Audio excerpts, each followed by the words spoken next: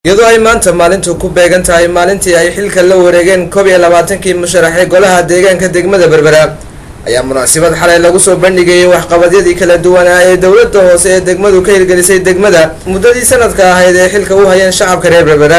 munaasabadan oo xalay lagu qabtay hoolka jaamacadda badda ee magaalada Berbera waxaana ka soo qayb galay wasiirada wasaaradaha kalluumaysiga iyo kheyraadka badaha Soomaaliland iyo waxbarashada iyo tacliinta sare ee Soomaaliland. agaasimaha guud ee wasaaradda kalluumaysiga Soomaaliland maamulka gobolka saaxil iyo maareeyaha dekedda Berbera 21ka musharaxay golaha deegaanka degmada uqaal aqoon-yahano dhalinyaro iyo marti sharaf kale waxaana uu horeyntii hadalka daafuray gudoomiyaha golaha deegaanka degmada Berbera Cabdishakuur Maxamuud Xasan Cidin oo isagu ku hadlaya afka ka gole deegaan ahaan soo gudoomiyuhu ka warbixiyay waxqabadyadii kala duwan ee uu hirgalay intii ay xilka hayeen. waxa kale oo halkaasi ku soo bandhigay qorshayaasha kala duwan ee u qorshaysan golaha sanadka soo socda ee 2014. waxaan jecelahay inaan qodob iska yara dul taago iyadoo aan markhaati cid walba ka tahay bulshada reer Berbera markhaati ka tahay wixii suurtagal ee u qabsoomay degmada Berbera. tusaale yar soo qaado wafdigii ugu weynaa ee madaxweynuhu hogaaminayay markuu subaxdii bilaabay waxa waqtigu kaga dhacay isagoo aan gaarin goobihii laga jari lahaa xadhiga laga jari lahaa. qorshaha sanadka 2014 waxaan doonaynaa drainage system waxa weeyaan waa dhisme sare loo qaadi jiray oo dhulka hoostiisa la gelinayo maaha wax sahlan. waxa noo raaca drainage systemka oo keliya maaha marka drainage system la sameeyo wadada ayuu la walaalo noqonayaa wadada iyo guriga inta ka dhaxaysana inaan marmar saarno oo aan isku xidhno. qorshaha iyaga 2014 waxa noo qorshaysan inaanu miisaanka saarno waxbarashada iyo caafimaadka oo aan iska rabtaagno intii aan hore uga qaban jirnay in ka badan inaanu wax kala qabanno.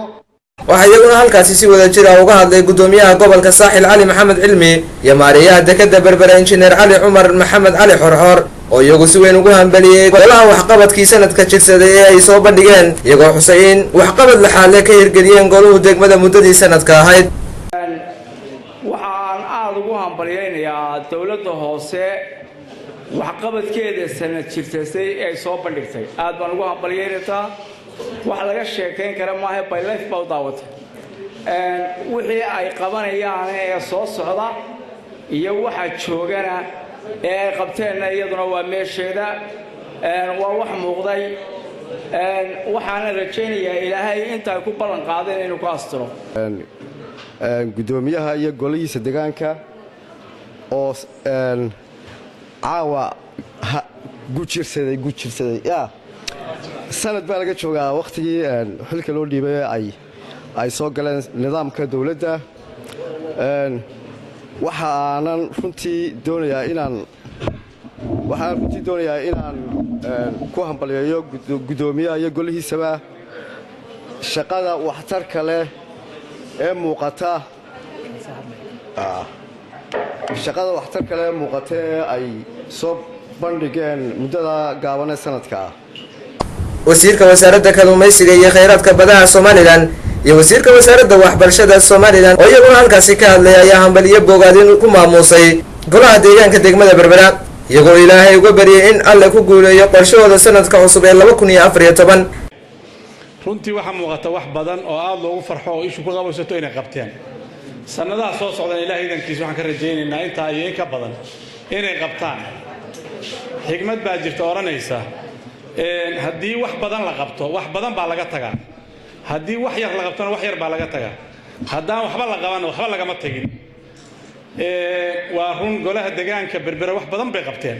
waxqabadka uu soo dhigay runtii waa wax dhiirigelin leh oo aad loogu farxo in magaaladii Berbera waxa intaa leeg 3 sanadood laga qabtay arrin aad aan ugu bogaadinayna weeyaan. ilaahayna waxaan ka baryaynaa inuu la qabto qorshaha uu la yimid oo inoo soo bandhigay inuu ilaahay u hawl yareeyo oo inaguna aynu isberber taagno oo aynu wax kala qabanno waayo waajib bay nagu tahay inaynu wax la qabanno waayo meeshaad ku nooshahay had iyo jeer waxa wanaagsan inaad wax ka geysato runtii waxaan isleeyahay sidan ay ku socoto berberi waxaa laga qaban doonaa wax badan intaasi kadibna marti sharaftii kala duwaneed ee kasoo qayb gashay munaasabadda waxaa halkaasi lagu daawadsiiyey filim documentary ah oo laga diyaariyey waxqabadyadii kala duwanaa ee ay dowladda hoose ka hirgelisay degmada berbera khaalid xasan telefishinka madaxa bannaan ee Bulsha TV berbera.